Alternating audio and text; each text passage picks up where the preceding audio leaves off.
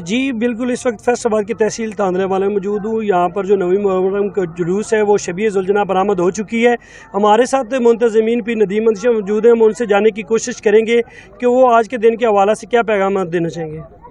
جی یہ ہمارا جو گاؤں ہے بڑا ہی پرامن ہے، اس میں یہ دیکھیں آپ ہزاروں کے حساب لوگ ہیں، اس میں زیادہ تر اہل سنت اور اہل حدیث ہیں، وہ ہمارے ساتھ پورا تعاون کرتے ہیں۔ ادھر شر کی کوئی ایسی بات نہیں، شر انگیزی نہ کوئی کرتا ہے نہ کسی کو پسند کرتا ہے، امن ہی امن ہے۔